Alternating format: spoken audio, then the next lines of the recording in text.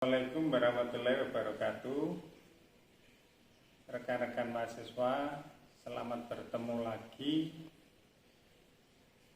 pada kuliah hari ini, yaitu kita akan belajar mengenai organisasi bank, yaitu di bab 5. Nanti kita akan tahu apa itu organisasi, kemudian manfaatnya apa, kemudian beberapa tingkatan organisasi ya. Jadi yang pertama kali kita bahas itu adalah apa organisasi. Jadi organisasi itu banyak yang dikemukakan oleh beberapa ahli ya. Tetapi yang sering kita dengar itu adalah dari James De Money ya. Organisasi itu adalah sekumpulan atau kumpulan dari beberapa orang yang melakukan kerjasama untuk mencapai tujuan yang telah ditetapkan lebih dulu. Bisa juga disebut bentuk perserikatan manusia. Perserikatan di sini berarti bahwa organisasi itu terdiri lebih dari satu orang. Kalau tidak lebih satu orang bukan organisasi ya. Dua orang apakah disebut organisasi? Dua orang disebut organisasi kalau melakukan kerjasama untuk mencapai tujuan yang ditetapkan dahulu. Contohnya apa? Nah, di suatu tempat kita mau memindahkan almari ya. Itu kalau disebut organisasi karena apa? Sudah ada tujuan yang jelas, yaitu memindahkan almari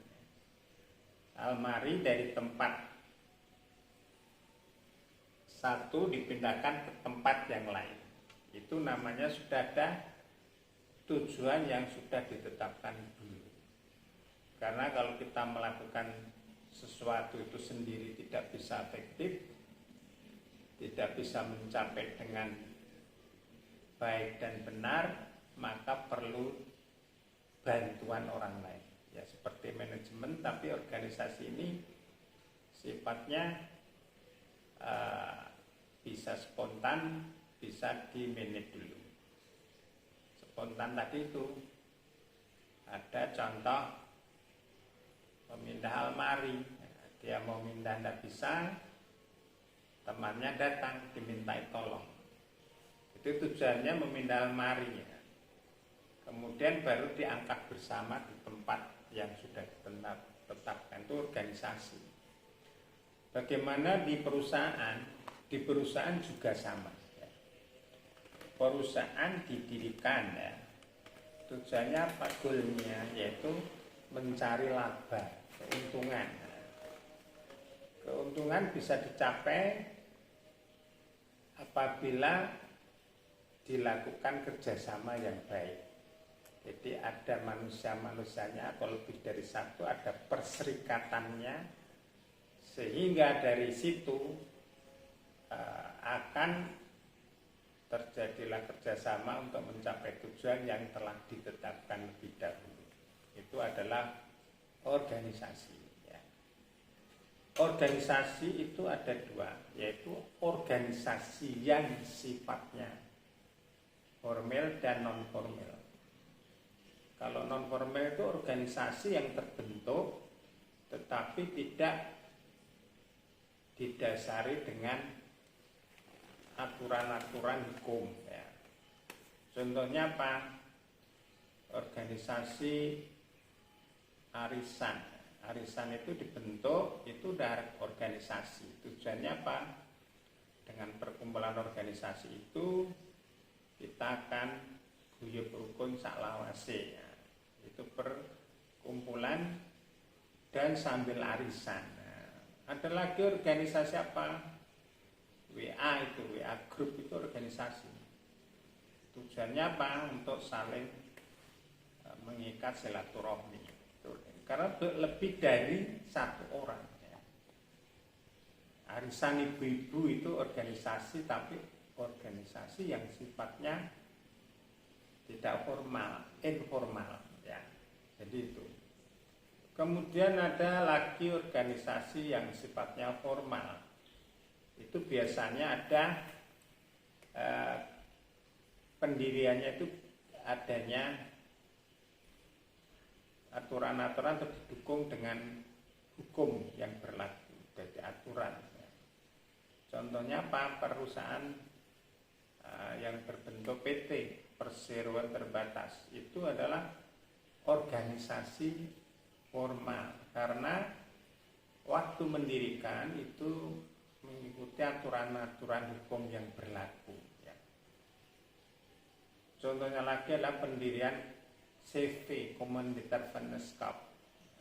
Itu juga organisasi formal karena diatur dengan aturan-aturan hukum yang berlaku. Yayasan juga begitu. Jadi yang sifatnya itu didirikan dengan aturan-aturan ketentuan-ketentuan yang berlaku, ada hukum yang memayungi, itu disebut organisasi yang formal. Ya, jadi itu ya. Saya ulangi, kalau yang non formal itu waktu mendirikan itu tanpa ada payung hukumnya, ya, biasanya ya. Jadi didikan kumpul-kumpul, yuk kita ini mau reuni, ya, dibikinlah organisasi non formal. Dibentuk siapa pengurusnya, ada ketuanya, ada bendaharanya, kemudian ada seksi surat menyurat administrasi. Itu adalah organisasi yang non formal. Kemudian arisan ibu-ibu ya, ibu-ibu mengadakan arisan di kampung non formal ya, rapat-rapat RT atau pertemuan bulanan RT itu adalah non formal. Sedangkan kalau yang formal itu harus ada payung hukumnya. Itu contohnya apa? Perseroan terbatas, pendirian CV ya. Ada koperasi, itu adalah organisasi formal ya. Kemudian mengapa sih dibentuk organisasi ya? Manfaatnya itu agar terjadi komunikasi kolaborasi ya.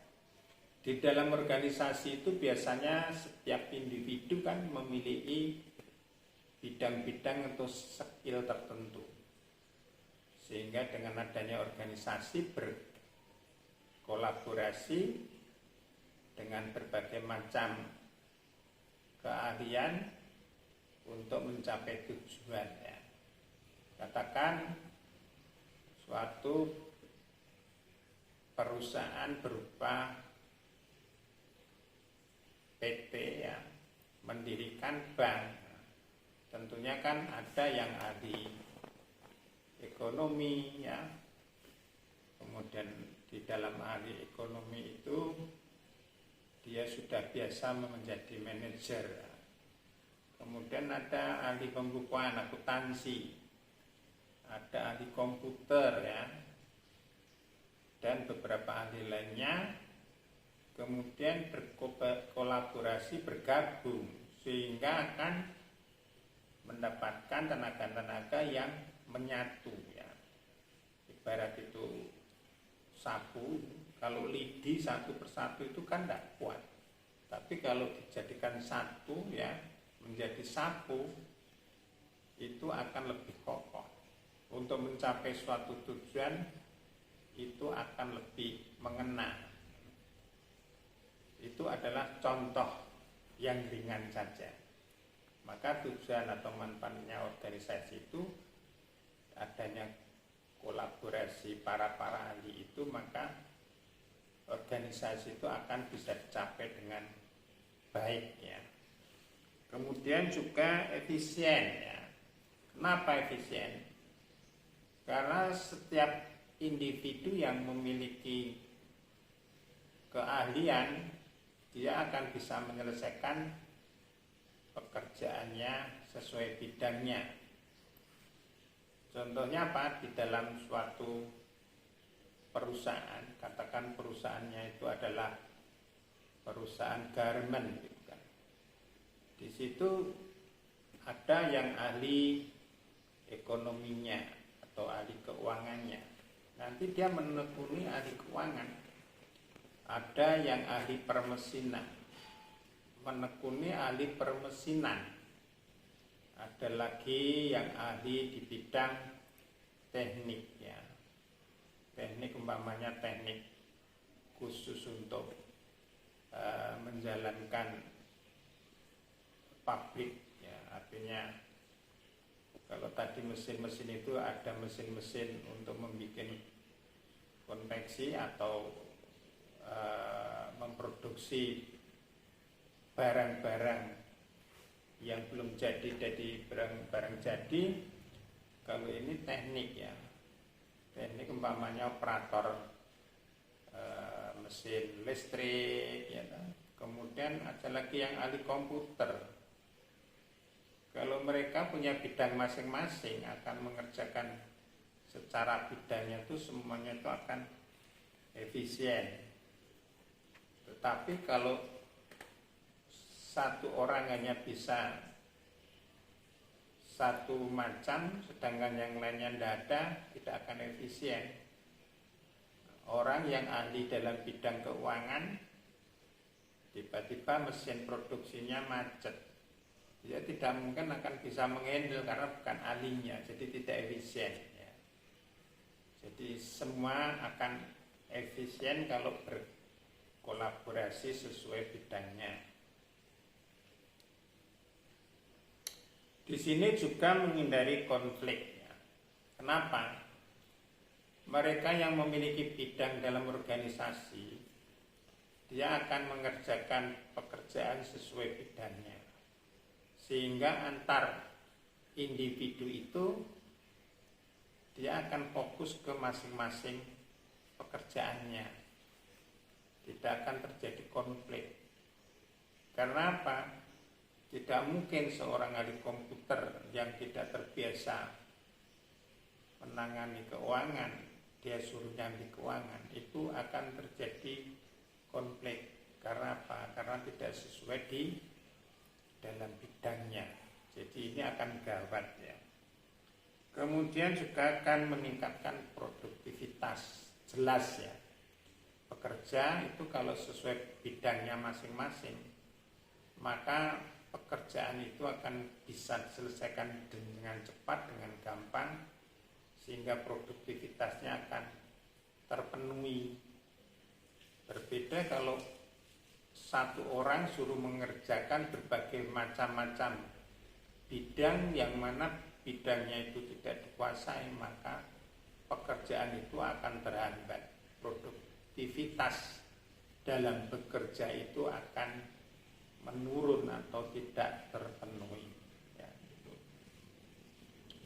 Kemudian saya akan menjelaskan tentang tingkatan di dalam organisasi ya. Tadi sudah ada apa organisasi, fungsinya, kemudian sekarang tingkatannya. Organisasi itu ada 3 tingkatan, yaitu top management atau organisasi yang paling tinggi itu top ya, paling tinggi pucuk pemimpin. Kemudian middle itu pertengahan. Jadi mereka yang menduduki top tadi itu adalah yang memiliki pangkat tertinggi ya. Di dalam dunia militer itu ada yang namanya susunan organisasi kemiliteran. Paling tinggi itu adalah jenderal berbintang 4 ya. Kalau di angkatan darat itu jenderal ya. Tetapi kalau di angkatan udara itu marskal. Kalau di Angkatan Laut itu Laksamana. Kemudian kalau di kepolisian ya jenderal, ya, jenderal polisi, ya, itu yang berbintang 4. Itu namanya adalah top. Ya. Organisasi top itu di situ. Kemudian yang middle itu adalah di bawahnya. Biasanya dari pangkat-pangkat kolonel, ya, kalau di dalam ABRI, kolonel, letnan kolonel, ya, itu adalah mayor, itu adalah middle. Baru nanti ke bawah itu ada yang namanya para prajurit. Jadi kalau militer tadi yang middle itu bisa kolonel, letnan kolonel, mayor, kapten. Nah, itu. Kemudian ada letnan 1, letnan 2 ya. Baru yang ke bawahnya itu yang disebut adalah law. Law itu adalah tingkatan lower, jadi ke bawah. Para prajurit itu kalau di tentara. Jadi adalah tingkatan-tingkatan dalam organisasi.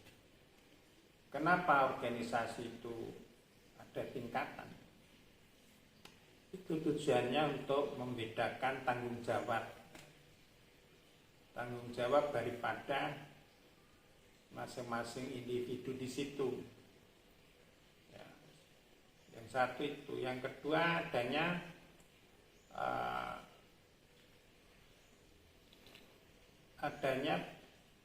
rasa saling menghormat. Ya.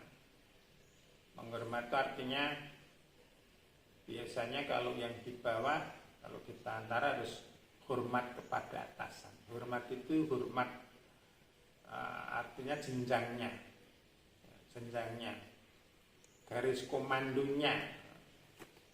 Seorang jenderal ngasih tugas ke bawah-bawahannya, tentu harus diikuti. Ya. Tetapi kalau sama-sama tingkatan itu biasanya jarang, karena mereka punya komando itu sangat berpengaruh kalau di ABRI. Di perbankan juga begitu. Di perbankan itu ada top, namanya top manajemen atau organisasi top. Itu biasanya ada di direksi, dewan direksi. Dewan direksi itu adalah direktur utama dan direktur-direktur ya. Nanti kita jelaskan. Kemudian di bawahnya itu ada yang namanya kepala urusan. Itu adalah middle-nya, pertengahan. Kepala urusan. Ada kemudian kantor wilayah, nah, itu adalah middle-nya. Itu kalau ada di kantor pusat. Nah, dan di kantor pusat juga ada pegawai-pegawai yang lower di bawahnya ya. Itu di bawah yang membantu para kepala urusan tadi. Kalau mau dilihat gambarnya itu kayak gini. Ini adalah RUPS pemegang saham. Artinya ini sebuah bank, tapi bank itu sudah go public. Jadi sudah menjual sahamnya di masyarakat.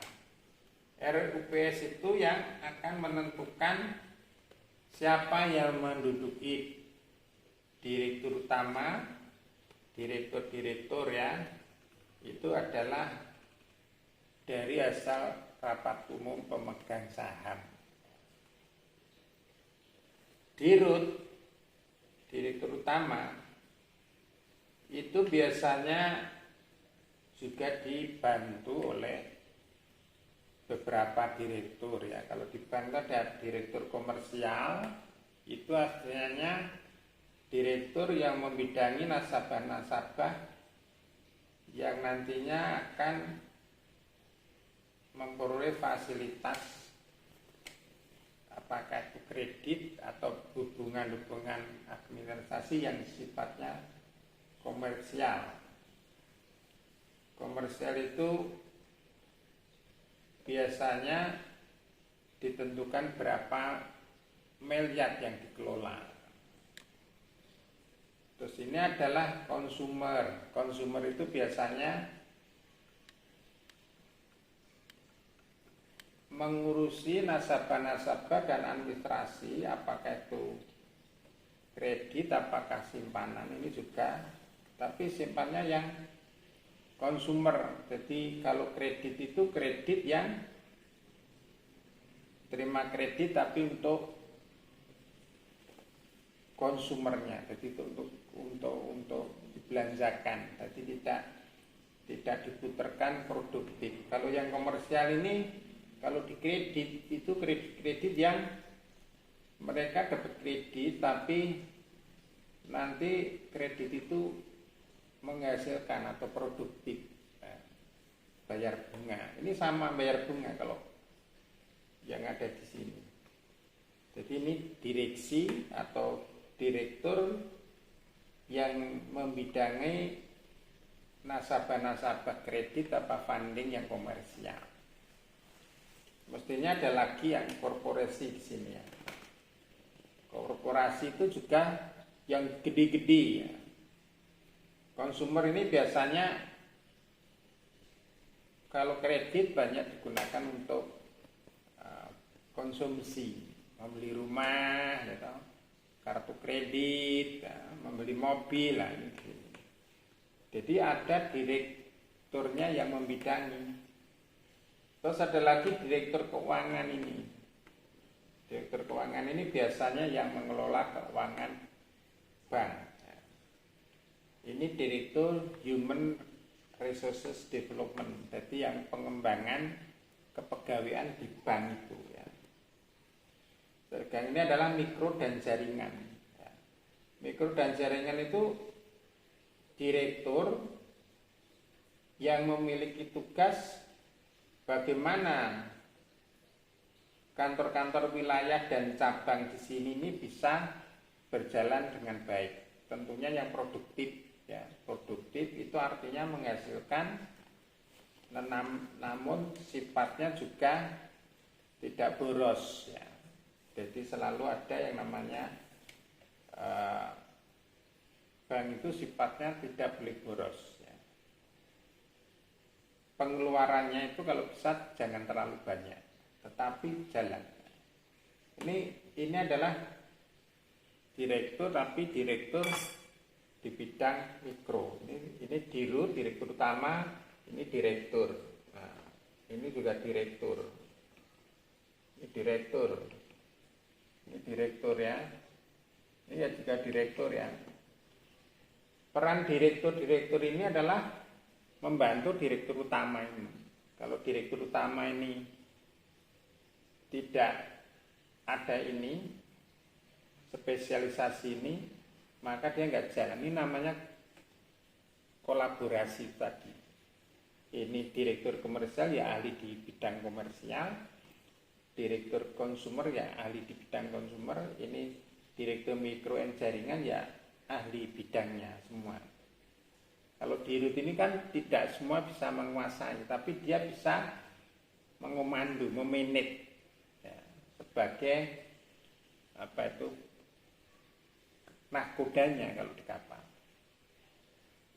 Nah, karena direktur ini jabatannya tinggi, di top manajemennya ya, maka dia dibantu oleh kepala urusan. Nah, kepala urusan itu tugasnya menyampaikan kebijakan-kebijakan masing-masing. Kalau komersial ya kepala urusan komersial, konsumer ya kepala urusan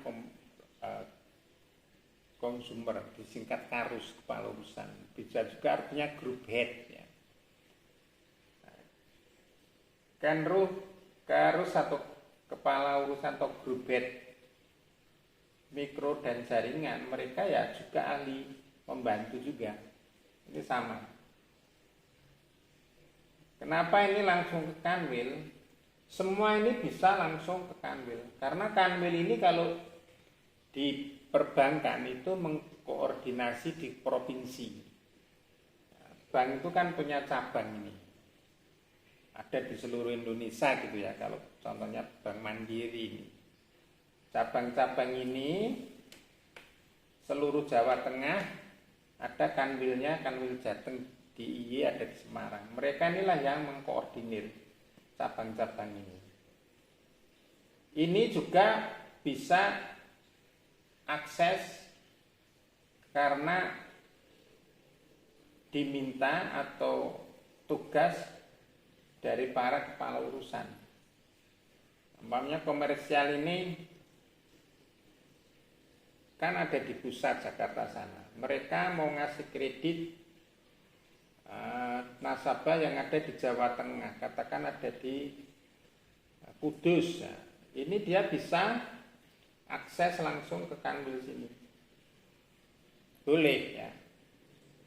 Tidak ada masalah karena ini kan punya wewenang. Biasanya dia juga ditemani dari kepala urusan sini karena bawahnya kan kepala urusan. Jadi kepala urusan ini banyak mengadministrasi nasabah-nasabah komersial. Ini juga tentunya ini dibantu ada pegawai-pegawai yang bidang stafnya. Ini di kantor pusat ya. Ini juga bisa akses ke Kanwil karena Kanwil ini pasarnya itu kan di wilayahnya Kanwil. Kalau ini kan pusat gitu. Jadi Kanwil ini harus juga membantu atau melakukan kerjasama dengan baik dengan kesemuanya ini. Kanwil yang memandu. Katakan direktur consumer loan atau consumer ini, dia mau akses ke cabang Kudus ini karena ada nasabah dari Kudus mamanya. Ini bisa direktur consumer loan itu dengan karos ke sini minta tolong sini boleh. Jadi ada strukturnya sehingga masing-masing ini punya peranan penting dan tidak ada yang menang-menangan itu tidak ada, semua sangat dibutuhkan. Inilah yang namanya organisasi itu ya. Ini contoh organisasi yang ada di kantor pusat ya. Kalau di cabang-cabang juga sama ya. Di cabang itu istilahnya antara pemimpin cabang dengan para karyawan itu juga punya tugas sendiri-sendiri, tapi yang mengkoordinir itu adalah pihak daripada kepala cabangnya. Jadi kepala cabang itu punya wakil biasanya. Wakil nanti di bawahnya ada kepala bagian. Di cabang itu kan ada bagian kredit, ada bagian ekspor impor atau trade service ya. Kemudian ada RD-nya, semua itu tanggung jawabnya lari ke kepala cabang. Jadi kalau di cabang itu top manajernya atau manajernya itu ya adalah kepala cabang dan wakil kepala cabang. Sedangkan middle-nya itu adalah kepala bagian dan wakil kepala bagian. Ditambah yang law-nya itu adalah pegawai-pegawai pelaksana. Jadi itu kalau di cabang. Kalau di Kanwil juga begitu. Kepala Kanwil dan wakilnya itu adalah top manajemennya atau top manajemen atau organisasi tertinggi. Kemudian di bawahnya dia itu, middle-nya itu adalah pemimpin-pemimpin yang ada di cabang, ya. Pemimpin dan wakil pemimpin di cabang. Baru nanti dibantu oleh, dia punya pegawai juga di kanwil itu, ada bagian marketing dan sebagainya, ya. Jadi nanti kita bisa dibahas kalau kita masuk pada waktu sudah selesai bulan puasa, kita akan kuliah dengan Microsoft, ya. Perbankan yang maju sekarang itu organisasi dibagi menjadi dua. Organisasi yang istilahnya back office dan front office, ya. Back office itu tujuannya hanya mengelola atau istilahnya melakukan pengelolaan dari front office, ya. Front office itu melayani langsung. Nah, jadi di perbankan itu front office itu langsung orang datang ketemu di front office. Biasanya satpam pertama kali. Satpam itu front office, ya. Kemudian ada customer service, itu front office, ya, karena melayani nasabah langsung. Kemudian teller, ya. Teller itu juga front office karena melayani langsung. Ada lagi account officer yang ngurusi kredit, itu juga melayani langsung. Maka di dalam perbankan yang sudah modern sekarang ini sudah memakai pola front office dan back office. Pemimpin cabang itu juga front office, sehingga dalam tampilannya di cabang-cabang itu atau di kantor-kantor itu biasanya yang front office itu langsung kelihatan, tellernya siapa saja kelihatan, kepala cabangnya siapa nampak di situ, customer service-nya ada di situ kelihatan. Pertama masuk kita ketemu security, kelihatan itu security, maka itu disebut front office. Segala sesuatu transaksi yang dilakukan oleh nasabah dengan bidang front office, katakan si A mau nabung gitu kan dia ketemu dulu yang namanya security, ditanya apa yang bisa dibantu. Sudah, oh saya mau menabung, katakan gitu. Sudah pernah menabung atau belum? Belum, baru pertama kali. Nanti security itu akan menyodorkan aplikasi pembukaan tabungan. Setelah disodorkan diisi, kemudian menunggu antrian, dipanggil, nanti diantarkan atau maju ke customer service. Ini masih di dalam arena atau ranahnya front office. Teller kan tadi security front office, kemudian ke customer service itu front office. Setelah ngomong-ngomong sudah dibikinkan customer information file atau data-data, namanya sudah dimasukkan dalam komputer database, baru dia harus bayar karena kan nabung. Datang ke teller, teller ini juga disebut front office. Kemudian setelah saya buku diserahkan, nasabah balik. Nah, beberapa hal-hal yang penting yang harus tercatat di bank itu kadang-kadang memerlukan yang namanya